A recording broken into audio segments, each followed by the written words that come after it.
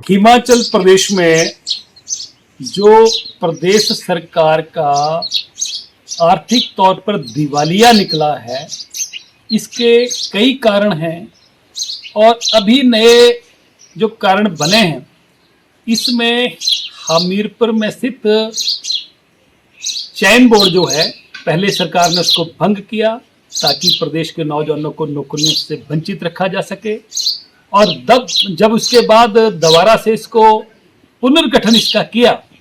अभी प्रदेश के लोग इस बात का सवाल उठा रहे हैं कि हमीरपुर में जो चयन बोर्ड है, स्टाफ सिलेक्शन बोर्ड जो है, वहां पर एक चेयरमैन की नियुक्ति है और पहले 2 मेंबर थे, अब एक और नया मेंबर लगाया गया, 3 मेंबर जो है नियुक्त किए गए।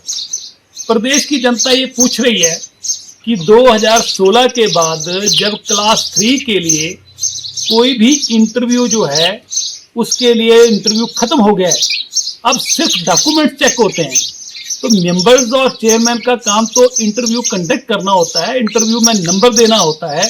अब जब सबॉर्डिनेट सिलेक्शन बोर्ड के माध्यम से इंटरव्यू हो ही नहीं, वैसे तो सरकार नई पोस्टें निकाल नहीं रही है, एडवर्टाइज नहीं कर रही है, ना कोई रिटर्न एग्जाम हो रहे हैं, पर तो उसके बावजूद भी 4 लोगों की यहाँ जो नियुक्ति हुई है, उसमें जो हाल ही में जो 4 दिन पहले जो नियुक्ति हुई है, उसमें एक रिटायर्ड प्रिंसिपल की नियुक्ति हुई है। और सरकार का जो नोटिफिकेशन है, जिसमें चयन बोर्ड में, स्टाफ सिलेक्शन बोर्ड में जो है, वो मेंबर किस तरीके से लगना चाहिए, उसमें मिनिमम जो स्पेशल सेक्रेटरी है गवर्नमेंट ऑफ हिमाचल प्रदेश का, उसकी जो सैलरी ड्रॉन है, उसकी जो मेंबर लगाते हैं, उसकी लास्ट पे जो ड्रॉन हो वो स्पेशल सेक्रेटरी के बराबर हो, तो वो भी नहीं है। कानून नाम की तो सरकार में कोई चीज है नहीं।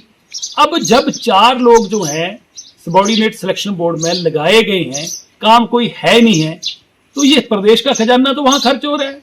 एक नहीं, अनेकों ऐसे उदाहरण है। आप इसको देख लीजिए, ये जो हिमाचल प्रदेश में वाटर सेस कमीशन लगाया था, उसके माध्यम से एक नए पैसे का काम नहीं हुआ, और पिछले 2 साल से वाटर सेस कमीशन जो है बनाकर उसमें कितने मेंबर जो हैं उनको एडजस्ट किया गया है, कितनी उनकी सैलरी है, कितने उनके पर्क्स हैं, कितनी उनके गाड़ियों पे खर्चा है, कितना उनका रहने पे खर्चा है। आज पूरा हिमाचल प्रदेश इस बात को लेकर परेशान है कि पहली बार हिमाचल प्रदेश के इतिहास में लोगों ने यह भी देखा कि जो ट्रेजरी अस्पतालें लगा दिए गए, और सरकार ने घोषणा करी कि 30 अप्रैल को सभी ठेकेदारों की पेमेंट हो जाएगी। किनकी पेमेंट हुई? शिमला से कुछ लोगों को टोकन जो है नंबर दिए गए कि भाई इस टोकन नंबर की पेमेंट करनी है, बाकी की कोई पेमेंट नहीं हुई। आज हिमाचल प्रदेश का कोई भी छोटा बड़ा ठेकेदार इस सरकार में काम करने के लिए तैयार नहीं है। सरकार का पूरी तरह आर्थिक तौर पर दिवालिया निकला हुआ है। इसलिए आज हिमाचल प्रदेश का जो आर्थिक तौर पर दिवालिया निकला है, इसके लिए सरकार जिम्मेवार है, सरकार को चलाने वाले जिम्मेवार हैं, और पूरी तरह प्रदेश को जो है तबाह कर दिया है।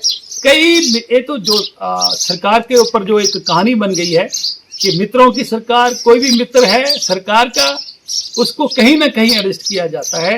कहीं बोर्डों में एडजस्ट करना है, चलो बोर्डों में एडजस्ट करो, कारपोरेशन में एडजस्ट करो, पर उस व्यक्ति का कोई काम तो हो।